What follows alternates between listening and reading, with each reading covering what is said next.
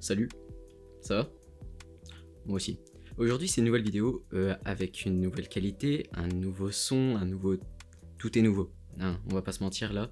Même là, comme ça, la façon dont je vous parle, c'est pas habituel, on est bien d'accord. Je vous fais cette vidéo parce que, vous l'avez vu dans le titre, j'ai changé d'appareil photo. J'ai changé d'appareil photo qui me servait aussi à filmer, faire les vidéos sur YouTube et tout ça, qui me servait à alimenter mon compte Instagram, parce que je fais aussi des photos et tout ça. Et donc, vous l'avez vu dans le titre, je suis passé d'un appareil à, je sais pas il y a combien maintenant. En vrai, je l'ai acheté à 500 € à l'époque. Voilà, je shootais avec ça, qui est un Canon EOS 100D. C'est tout choupi, c'est tout mignon. C'est un appareil photo très petit, très compact. C'est un réflexe, c'est totalement un réflexe, mais tout petit, tout léger, tout... Vraiment, il est tout choupi. Genre, moi, je l'adore. Enfin, je l'adore en photo. En photo, il a un autofocus correct. Il y a plein de trucs un peu cool sur cet appareil. C'est juste, il est vieux, il est plus adapté à notre époque. En vidéo, en tout cas. En photo, il y a moyen de faire de très jolies photos en amateur, mais en plus poussé, c'est plus compliqué. Je vais vous en parler après. Donc, je suis passé de ce Canon EOS 100D à ce qui est en train de me filmer actuellement. Bah tiens, je vais peut-être vous faire un petit plan. Je suis en train de vous filmer avec le Sony A7 III. Vas-y, filme de points. Yes. Sony A7 III qui est là, qui me filme avec un 28-70 ou à ouverture variable, hein, c'est même pas un très bon objectif. Et là, vous voyez le son qui est pris par... si j'y arrive. Elle a fait le focus. Par le micro que j'ai déballé sur la chaîne, qui est un Audio-Technica AT875R, qui est un très bon micro, vous le voyez là actuellement, vous m'entendez. J'espère qu'il est bon, parce que sinon ça fait un peu con, mais normalement il est bon. Je l'ai à peu près bien paramétré, je pense. Donc voilà. Je sais, enfin vous avez certainement pas vu la différence de qualité, enfin si vous avez peut-être vu la différence de qualité, je sais pas trop, parce que ça dépend de comment je vais gérer mon truc. Mais il y a plein de trucs qui font que j'ai changé d'appareil. Déjà, je suis passé d'un appareil vraiment entrée de gamme, entrée de gamme, à un semi-pro, on va dire. C'est pas un pro parce que pour moi les pros c'est plus les A7 9, l'Index Mark III et tout ça. Enfin, vraiment plus haut de gamme. Celui-là c'est un semi-pro, il coûte environ 2000 €.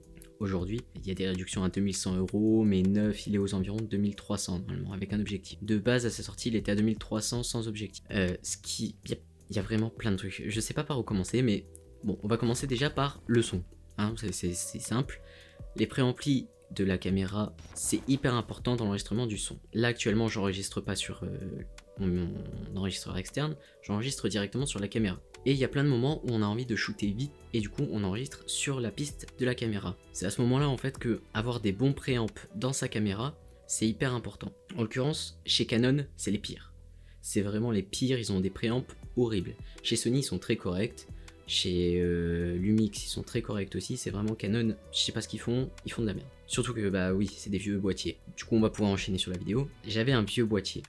Il a enregistré en 1080p 25 images par seconde au max. C'est même pas il peut, c'est au max. À titre indicatif, là, mon A7 III enregistre en 4K à 25 images seconde et en 1080p à 100 images par seconde. Autant dire que j'ai une marge de manœuvre bien plus haute. C'est pas le seul détail en vidéo qui est important, il a un capteur stabilisé, donc c'est hyper cool de faire des plans avec. Je vous montrerai peut-être des petits plans que j'ai fait pour un autre projet dont je vous parlerai bientôt aussi. Il a un bien meilleur autofocus, c'est-à-dire que, imaginons, je dois vous montrer mon Canon juste là. Vous voyez le focus? Bon. Vous avez vu la différence. En gros, le focus est extrêmement rapide par rapport à mon ancien boîtier. C'est indécent à quel point c'est pas la même chose. Même si je bouge, enfin là, il faut que je reste à peu près par ici parce que sinon, enfin c'est parce que j'ai configuré pour que le focus se fasse par ici. Mais techniquement, si je mets dans une autre option, je pourrais bouger n'importe où dans l'image, ça me suivrait. Genre là, si je bouge un peu comme ça, normalement, ça devrait à peu près me suivre. Je suis pas sûr, si ça se trouve ça fait de la merde, mais normalement ça devrait le faire. Attendez, je vérifie en même temps. Alors, si je me recule, ça me suit. Si je m'avance, ça me suit. Oh, nickel. Nickel. Ça c'est réactif. Donc un focus hyper performant en vidéo, c'est hyper important, vraiment. Parce que c'est bien de savoir faire sa mise au point en manuel. Mais il y a des moments où là, actuellement, je ne peux pas me filmer. Enfin, je peux pas faire mon focus par moi-même. J'ai pas des. Enfin, si, j'ai un petit écran là. J'en parle juste après de ça. C'est une autre option. Il y a tellement d'options que j'aime avec ce boîtier, c'est incroyable. Là, je peux pas en soi faire mon focus par moi-même en même temps que je me filme. C'est très compliqué. Et par exemple, si je veux faire du vlog, et ben, si je veux faire du vlog, par exemple, je dois pouvoir faire confiance à mon autofocus, faire confiance à la stabilisation et faire confiance en mon cadrage. Donc ça c'est nickel, j'ai aucun problème. Je sais à peu près quand je suis dedans, quand je suis pas dedans et tout ça. C'est parfait. Autre petit détail, là sur mon ancien Canon, vous voyez l'écran, il n'est pas retournable, il n'est pas inclinable, il est dans le boîtier, comme les plus hauts de gamme, mais sauf que là c'est un bas de gamme. Et en vidéo c'est une galère. En vidéo c'est une grosse galère. En photo aussi, mine de rien, parce que suffit qu'on doit faire un plan où on est au-dessus de la caméra. Et enfin, il y a plein de moments en fait où on doit pouvoir voir d'au-dessus ou d'en dessous. Sur les côtés c'est bien aussi, mais bon, on n'a pas tout ce qu'on veut. Mais ne pas pouvoir faire bouger du tout l'écran, c'est vraiment une tannée. C'est important de pouvoir voir ce qu'on filme, ce qu'on prend en photo, et c'était pas le cas avec celui-là. Alors, le détail avec la 7 III, c'est que oui, il a un écran inclinable, donc de haut en bas, c'est tout. On peut pas le retourner, donc là je ne vois que mon objectif, je ne vois pas d'écran à côté, ni derrière, enfin j'ai pas d'écran. Par contre, le truc qui est cool avec les derniers boîtiers Sony, même beaucoup de boîtiers récents en fait, c'est même sur le dernier 1DX il y est, sur les appareils Lumix ça y est aussi, il y a le Wi-Fi d'embarqué. C'est-à-dire que là, actuellement, j'ai mon téléphone qui est à côté de moi, et vous voyez que je vois ce que vous voyez. Voilà, vous voyez actuellement ce qui est en train de filmer. J'ai un retour là pour voir si je suis focus, pour voir si j'ai pas de problème, si l'enregistrement s'arrête pas, si tout va bien. Et ça c'est hyper important. On peut même en soi, si je prends des photos, les transférer directement sur mon téléphone comme ça par le Wi-Fi. Je suis même pas obligé de le connecter à un ordi, puis rebrancher, puis faire des trucs. Bon, je le fais quand même parce que j'aime pas publier des photos comme ça, j'aime bien retoucher mes photos. Allez suivre mon compte Instagram, c'est important. Je vais peut-être rentrer dans des détails un peu plus techniques à partir de maintenant, mais il y a la montée en ISO qui est exceptionnelle avec le Sony. Je peux monter jusqu'à 10 000... Non. Ouais, si, en soi, je peux monter jusqu'à 10 000 ISO. La photo sera encore exploitable. Alors qu'avec mon Canon, au-dessus du 800, même 800... c'est très compliqué de s'en servir. Enfin, j'ai été souvent à 800 ISO. Il faut pas trop regarder dans les noirs, hein, parce que ça bruite beaucoup, c'est assez dégueu. Ça, c'était un gros manque pour moi. J'avais besoin de pouvoir voir plus profondément dans les noirs et plus profondément dans les blancs. J'étais affreusement limité avec celui-là. Qu'est-ce qu'il y a d'autre? J'étais limité par le capteur. Ce qu'il y a là-dedans, c'est un capteur APS-C, qui est un truc un peu plus grand que le micro 4 tiers, mais plus petit qu'un full frame ou qu'un Super 35. Et en fait, ce que ça fait, c'est que j'ai pas les focales pleines. En gros, quand je dis que on peut pas avoir de focale pleine, c'est-à-dire que en fait, avec un capteur APS-C par exemple ou un micro 4 tiers, il y aura un crop factor. C'est-à-dire, imaginons on a un objectif 30 mm. Ce qui va se passer avec un capteur APS-C, c'est qu'il y a un crop factor. Vu qu'il est plus petit, on va pas avoir un 35 mm. On va devoir multiplier 35 fois 1,5 et là on aura la vraie focale qu'on a avec le capteur APS-C. Donc c'est-à-dire, si on a un 30 mm fois 1,5, ça fait, nul en maths, 45 mm, je crois que c'est ça.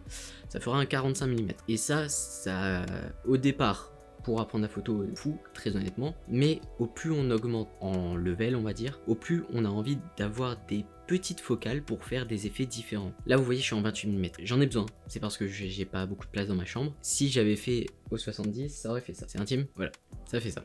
70 mm, pas agréable, hein. Puis c'est pas un beau cadrage. Donc ce qu'on va faire, c'est que je vous remets en 28, hein, voilà. voit, on est mieux là. Se permettre d'avoir des petites focales, c'est hyper cool au niveau créatif, parce que là typiquement, en fait il n'y a pas que le fait d'avoir des petites focales, c'est aussi que j'ai une petite focale et vous voyez que j'ai du bokeh. J'ai du bokeh là derrière moi, alors que je suis à même pas une longueur de bras. Regardez, là je plie mon bras. J'ai rien là entre derrière moi et ici. Et pourtant, j'ai du bokeh. Et ça, c'est incroyable. Ça a l'air con, mais avec celui-là, j'avais pas ça. Avec le Canon EOS 100D, j'avais pas ça. Qu'est-ce qu'il y a d'autre que j'avais pas? Le focus picking, ça j'avais pas. Le zebra, je l'avais pas. J'avais pas de log. J'ai shooté juste avec un ton neutre. La batterie là-dedans est ridicule. J'ai fait des tournages de malade avec la batterie du Sony A7 III qui tenait des photos incroyables. Incroyable. J'arrive à la fin de la journée, je suis encore à 40%, c'est incroyable. Incroyable. Alors que là, j'utilise deux batteries, je les enchaîne avec le Canon. Et aussi au niveau du look, mine de rien, je vous montrerai les deux l'un à côté de l'autre. Mine de rien, c'est un jouet ce truc. Il pèse rien, il est tout rond, tout doudou, il est tout mignon. Mais ouais, il pèse rien du tout. Il fait pas professionnel. T'arrives en soirée, surtout là avec le 18, avec le 50 mm 1.8, tout petit. Il est tout petit. Autant avec le 18-55. Bon, ça fait encore un petit look, mais ceux qui s'y connaissent un minimum en photo, ils voient que c'est l'objectif de kit, ils voient que c'est de la merde. Avec le 50 mm, ceux qui y connaissent quelque chose, ils se disent ok, bon, il a 2-3 petites notions.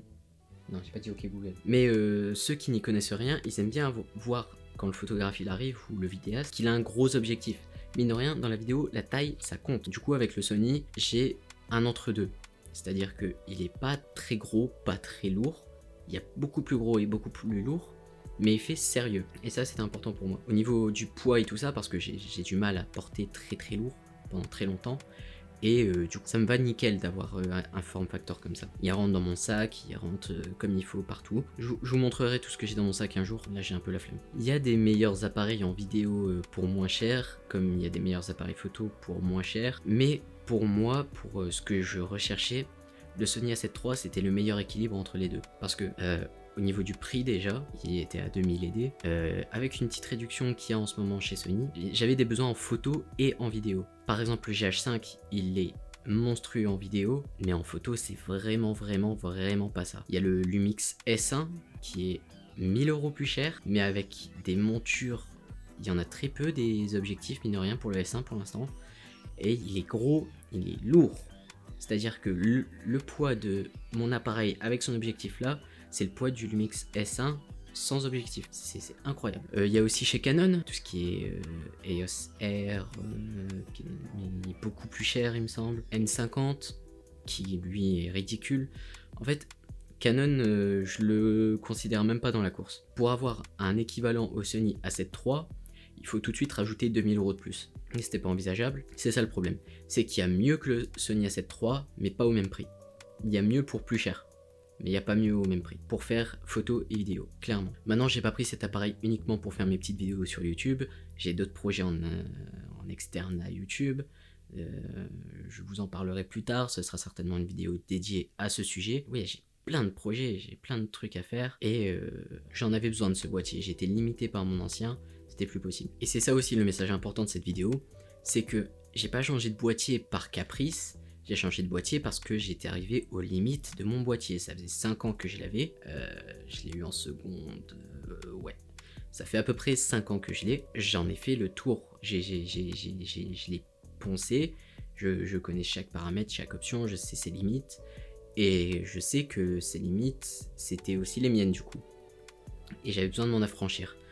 Et je n'avais pas envie de devoir rechanger de boîtier dans 1 an. Quand j'aurai atteint les limites du prochain. Du coup, je me suis dit, je vais tout de suite taper dans un peu plus cher. Au lieu de prendre un boîtier à 800 €, voire 1000, j'ai pris un boîtier tout de suite beaucoup plus haut, qui me restera au moins 3-4 ans, voire beaucoup plus, je l'espère, en changeant les objectifs, en changeant tout ça. Mine de rien, vu que c'est un full frame, je ne devrais pas être limité pour la photo. Pour la photo, je ne serai certainement pas limité. Même celui-là, en photo, mine de rien, en photo, il me convient encore un peu. Je peux encore m'en servir sur certains tournages pour faire des petits behind the scenes. C'est parfait, même vu qu'il est tout petit, je le mets en...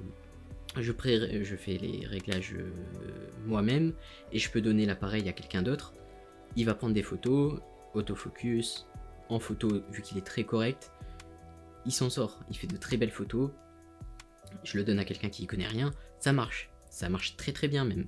Alors que je donne mon Sony à quelqu'un qui n'y connaît rien, bon, il va avoir du mal. Même si je mets les réglages pour lui, il est plus lourd, il est plus compliqué à prendre en main, on va dire. Et au final, ce que j'ai trouvé, c'est un parfait équilibre. C'est-à-dire que sur les tournages, je filme avec le Sony A7 III. Quand je l'ai pas dans les mains, qu'il est par exemple sur un trépied, je sors mon Canon, je prends des photos, des petits trucs, et ça marche. Et quand j'ai pas besoin de laisser enregistrer mon Sony, j'arrête l'enregistrement, je prends des photos, tout va bien. En plus, il a un double slot SD, donc j'ai de la marge au niveau place, même s'il faut que je rachète des cartes parce que ça part vite hein, en 4K, ça part vite. Il y a un détail aussi auquel on pense pas et auquel on devrait fortement penser, et que je vais devoir fortement m'intéresser à partir de maintenant, c'est le stockage. Parce que là, le Sony sort une très belle image, très jolie, comme je le souhaite, parfait et tout ça, mais ça pèse un certain poids. Un certain poids où au plus je fais de vidéos, au plus j'ai de stockage, enfin au plus j'ai de gigas à stocker. À savoir que là ça fait 2-3 semaines que je m'en sers assez intensivement mine de rien. J'ai déjà consommé 100-120 gigas de stockage. Juste comme ça. C'est n'importe quoi. Enfin c'est n'importe quoi. Il faut y penser. C'est bien d'augmenter en qualité, mais il faut qu'il y ait la machine qui suit derrière. En l'occurrence, j'ai acheté mon PC quand j'utilisais encore mon Canon.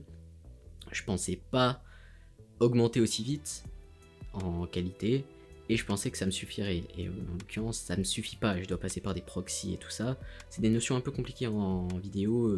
J'en parlerai peut-être un jour, mais je pense que je préfère vous mettre des liens vers des chaînes qui en parleront mieux que moi. C'est hyper important de penser au stockage et comment vous allez traiter les vidéos après. Même pour les photos, mine de rien, ça fait un poids quand on les prend en RAW plus JPEG. Même juste en RAW. Ça a un poids. Mais voilà, du coup c'était le petit journal de quelqu'un qui est passé d'un appareil très bas de gamme à un appareil assez haut de gamme, et ça change la vie. Vraiment ça change la vie. Je fais des images de fou, je suis très content, ça me simplifie la tâche sur plein de sujets, et j'en suis très très content. Et j'espère pouvoir faire des vidéos de folie avec dans les temps à venir. C'est en préparation on va dire. Du coup voilà, j'espère que cette vidéo vous aura plu. Si c'est le cas, lâchez un petit pouce bleu, un commentaire, partagez la vidéo, et moi je vous dis à la prochaine. Allez, salut!